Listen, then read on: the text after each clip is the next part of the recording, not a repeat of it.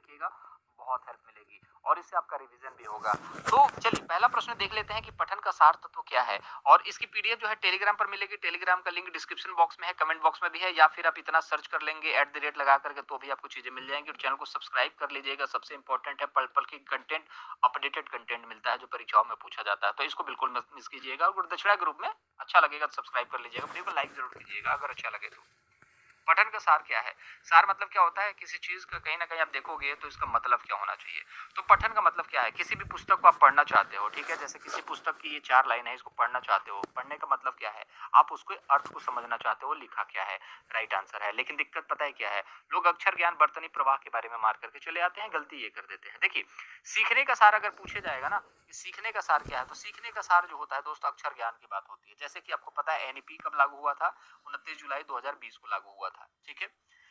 5 3 plus 3 plus 4 ये चीज है, फॉर्मेट है, ठीक है, इसके बारे में हम बात नहीं करेंगे। एनईपी लागू होने के बाद एनईपी के साथ एक चीज और लागू हो गई जिसको बोला जाता है एफएलएन, फाउंडेशनल लिटरेसी न्यूमरेसी, मतलब कि सीखना, ठीक है, मतलब कि कहीं ना कहीं लिटरेसी मतलब साक्षरता, पढ़ना, और न्यूमरेसी मतलब कि अंकों का। इसी के अंदर एक चीज और आगे, निपुण भारत, ठीक है, निपुण भारत लक्ष्य जो कि क्लास 3 तक के बच्चों के लिए रखा गया कि क्लास 3 तक का बच्चा जो है कम से कम लिखना सीख जाए, ठीक है। निपुण का फुल फॉर्म आप कमेंट बॉक्स में जरूर बताइएगा, ये काफी बार मैं बता चुका हूं, लेकिन आप भी इस चीज को बताइएगा, बहुत आसान है, कोई दिक्कत वाली बात नहीं है, नहीं भी आप बताओगे तो भी कोई दिक्कत नहीं है, परीक्षा में बहुत आसान पूछा जाएगा और आप आराम से कर लोगे, ठीक है। तो इसमें क्या बोला गया है? क्लास 3 तक के बच्चों को यहाँ पर साक्षर बनाना है, सीख सके, अक्षर का ज्ञान हो, नंबरों का ज्ञान हो, तो वो सीखने के लिए इंपॉर्टेंट है। लेकिन यहाँ पर सार की बात की जा रही है कि उसका मतलब क्या नहीं, पढ़ने का उद्देश्य क्या है। तो पठन का उद्देश्य क्या है? जैसे आपके बोलने का क्या उद्देश्य है, कम्युनिकेशन का क्या उद्देश्य है कि सामने वाले की जरूरतों को पूरा किया जा सके, ठीक है ना। तो पठन का उद्देश्य अगर बात की जाएगी तो वो है उसका अर्थ निकलना चाहिए। लेकिन अगर सीखने की बात की जाएगी तो सीखने के लिए अक्षर ज्ञान का होना इंपॉर्टेंट है, ठीक है। तो इसका जो आंसर होगा option number C right answer. इतना इंपॉर्टेंट क्वेश्चन है, बच्चे यहाँ पर गलती करते हैं। कितने राज्य हैं, कितनी राजधानियां हैं, और कहीं ना कहीं आप देखोगे कि कितने केंद्र शासित प्रदेश हैं, बच्चे यहाँ पर कंफ्यूज हो जाते हैं। कंफ्यूज नहीं होना दोस्त, मैं आपको मैप के थ्रू भी चलो दिखा देता हूँ। तो देखो यहाँ पर आप देखोगे तो मैं केंद्र शासित प्रदेशों को दिखा देता हूँ कि यूटी कितने हैं। तो यूटी कितने हैं? 8 है, मैं दिखा देता हूँ। पहला जम्मू कश्मीर लद्दाख 2, एक यहाँ पर चंडीगढ़ है 3, ठीक है, यहाँ पर दादर और नगर हवेली 4, एक यहाँ पर लक्षद्वीप है 5, यहाँ पर पुदुचेरी है 6, यहाँ पर आप देखोगे अंडमान निकोबार है 7, और एक यहाँ पर दिल्ली है 8। तो ऊपर आप देखोगे गर्दन से लेकर के सर के बीच में ही 4 है, लद्दाख, जम्मू कश्मीर, और आप देखोगे दिल्ली और चंडीगढ़ पास में ही है। फिर आप देखोगे अंडमान निकोबार लक्षद्वीप 6 हो गया, पुदुचेरी और दादर नगर हवेली 8। सिंपल सी बात है, आपने 8 यूनियन टेरिटरी आपने देख ली। यूनियन टेरिटरी पर आपको किसका हक होता है? केंद्र शासित प्रदेश का। हम अगर बात कर लेते हैं कितने राज्य हैं, तो इधर तो आपको 7 सीटर मिल गया, 7 सिस्टर्स हैं, अरुणाचल प्रदेश, आसाम, नागालैंड, मणिपुर, मिजोरम, त्रिपुरा और मेघालय। ये रहा आपका सिक्किम। सिक्किम भारत का अंग नहीं था, इसको बाद में जोड़ लिया गया अपने अंदर, ठीक है, इस चीज को भी जान लीजिएगा, ठीक है। सिक्किम अखंड भारत का हिस्सा नहीं था, उसको बाद में अखंड भारत का हिस्सा बनाया गया, ठीक है।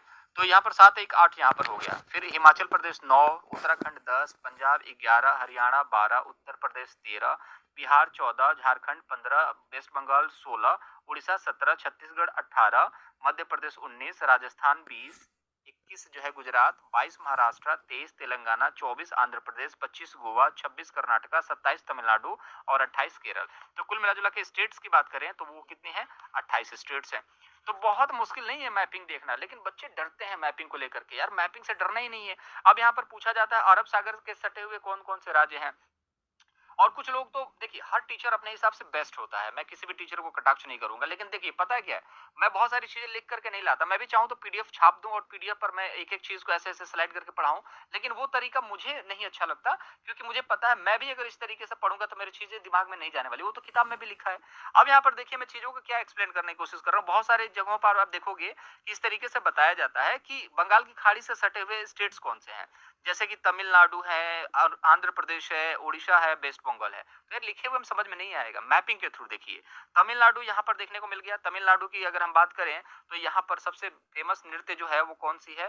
वो है भरतनाट्यम, ठीक है, इस चीज को याद रखिएगा, तमिल बोला जाता है। आंध्र प्रदेश आप देखिए, इसकी राजधानी अमरावती है, इस चीज को याद रखिएगा। हैदराबाद जो है वो तेलंगाना की राजधानी है, इस चीज को याद रखिएगा, ठीक है। और तेलंगाना में पोचमपल्ली है, इस चीज को याद रखिएगा। तो सवाल यहाँ पर ये बनता है, मैं कुछ कलर चेंज कर लेता हूँ, कलर मैं नीला कर लेता हूँ, ठीक है। तमिलनाडु यहाँ पर देखिए, तमिलनाडु है, ये देखिए आंध्र प्रदेश है, ठीक है, और ये देखिए उड़ीसा है, ठीक है। उड़ीसा भुवनेश्वर आपको पता है, कुनाड़ मंदिर यहीं पर है। फिर ये वेस्ट बंगाल है, बंगाल टाइगर, सुंदरवन, ये सारी चीजें प्रोजेक्ट यहीं पर है, ठीक है। तो वेस्ट बंगाल, उड़ीसा उसके नीचे है, उसके नीचे आंध्र प्रदेश है, उसके नीचे है तमिलनाडु। अब देखिए करेले के आकार का केरल दिखेगा आपको यहाँ पर, करेले के आकार का यहाँ पर केरल दिखेगा। तो केरल किधर है? ये अरब सागर की तरफ है, ठीक है। उसके ऊपर दिखेगा आपको कर्नाटक। करेला खा करके कोई क्या करता है? नाटक ही करता है, सर पे चढ़ जाता है। तो करेले के ऊपर सर पे चढ़ गया, नाटक करने लगा। फिर उसके बाद वो कहा कि मुझे गोवा जाना है, तो गोवा वाले बीच पर चला गया, ठीक है। और गोवा वाले बीच पे गया तो कहा मुंबई पास में ही भी है, मुंबई घूम लेते हैं। तो जब मुंबई पास में था तो मुंबई घूम लिया। तो गोवा जाओगे तो मुंबई जाओगे। फिर मोदी जी ने बुलाया, बेटा इधर आओ, तुमको हम समझाते हैं, बहुत मस्ती कर रहे हो, करेला खा करके गोवा में आते हो, नाटक करते हो, महाराष्ट्र। ये सारी चीजें अरब सागर, इस तरीके से आप चीजों को एडॉप्ट करेंगे दिमाग में, तो वो चीजें आपके दिमाग में छपेंगी और लंबे समय तक रहेंगी। और मैपिंग देख लोगे तो कोई दिक्कत ही नहीं है दोस्त। देखिए यहाँ पर एक मध्य प्रदेश को टाइगर के लिए जाना जाता है, ठीक है। टाइगर के लिए जाना जाता है, याद रखिएगा, पहला स्टेट था जहाँ टाइगर के लिए बहुत ज्यादा यहाँ पर मुहिम चली थी, वहां पर इसने सपोर्ट करा था। तो टाइगर के लिए टाइगर प्रदेश के नाम से भी जाना जाता है मध्य प्रदेश को, इंपॉर्टेंट है, इस चीज को भी याद रखेंगे। कान्हा नेशनल पार्क कहाँ है? यहीं पर है, इसको भी याद रखेंगे। तो मैं तो ऐसे ही अगर चाहूँ तो सारी चीजें इसी पर मैं बता दूं, बट बच्चों का कहीं ना कहीं कंसंट्रेशन भंग होता है, तो क्वेश्चंस भी बच्चे देखते हैं, तो वो सारी चीजें, चलिए क्वेश्चंस देख लेते हैं आगे। तो इसका राइट आंसर क्या होगा दोस्त? वो होगा 28 राज्य। अगर केंद्र शासित प्रदेश की बात करेंगे तो यूनियन टेरिटरी 8। मजा आ रहा होगा तो चैनल को सब्सक्राइब जरूर कीजिएगा, वीडियो को लाइक कीजिएगा, कॉन्फिडेंस आएगा दोस्त। मैं बता रहा हूँ ना, मैंने इतने बच्चों को एजुकेट किया, बहुत बेसिक बच्चे जिनको कुछ नहीं आता, उनके अंदर इतना कॉन्फिडेंस आ जाता है ना जिसकी कोई सीमा नहीं। आप देखोगे तो हैरान रह जाओगे, इतना कॉन्फिडेंस, हमसे भी ज्यादा कॉन्फिडेंस होता है वो, ठीक है ना। चलिए चलिए, अगला प्रश्न है, जिस तरीके क्वेश्चन पूछे जा रहे हैं उन्हीं क्वेश्चंस को मैं लेकर के आया हूं। यदि आप भारत के मानचित्र पर कोई सरल रेखा खींचे जो भारत की राजधानी और पश्चिम बंगाल की राजधानी, पश्चिम बंगाल की राजधानी कोलकाता है, ठीक है, तो नई दिल्ली के सापेक्ष कोलकाता की दिशा होगी। अब यहाँ पर देखिए, ये है, आपको कुछ चीजें मैं बता देता हूँ। ये है पूरब, जिधर से सूरज निकलता है, और सबसे पहले सूरज अपने देश में कहाँ निकलता है? वो आपका अरुणाचल प्रदेश में है, ठीक है। ये है आपका उत्तरी ध्रुव, उत्तर, ठीक है। यह है पश्चिम, ये है दक्षिण, ठीक है, नीचे दक्षिण है। चलिए मैप पे चलते हैं आप। तो ये है मैप, आप इस चीज को देखिए। अब इसको हम बीच से फाड़ने की कोशिश करते हैं, ठीक है। ये है आपका मैप, और ये है आपका, ठीक है। ये है अक्षांश रेखाएं। जो लेटी होती है ना उसको अक्षांश रेखाएं बोली जाती हैं, और जो ऐसे लेटा नहीं होता है, जो खड़ा होता है, उसको देशांतर रेखाएं बोली जाती हैं। तो इस तरीके से याद रख लीजिएगा, ठीक है। अक्षांश लेटा हुआ और देशांतर खड़ा, ठीक है।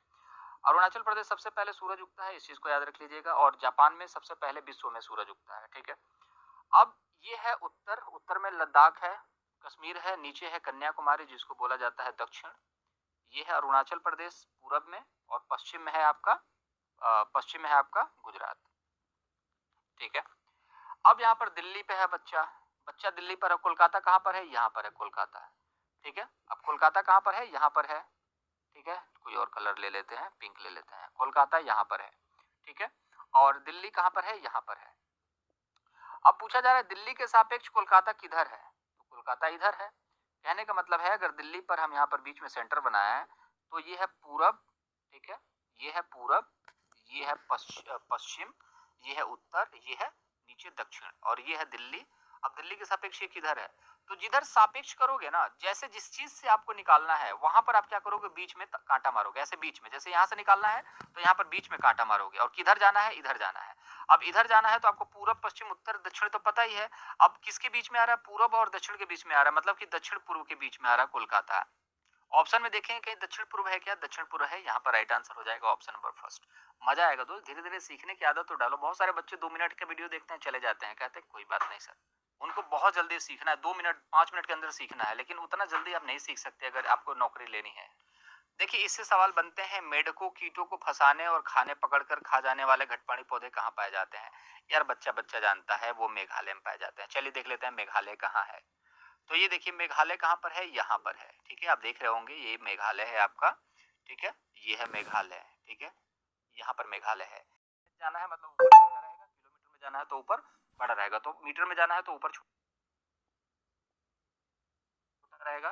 तो 72 इंटू 5/18, 18 से किया जाएगा 4 बार में, 4 इंटू 20, राइट आंसर हो जाएगा आपका 20 मीटर प्रति सेकंड। इस तरीके क्वेश्चन पूछे जाते हैं, आसान क्वेश्चन होते हैं, बहुत ज्यादा डरने की जरूरत नहीं है।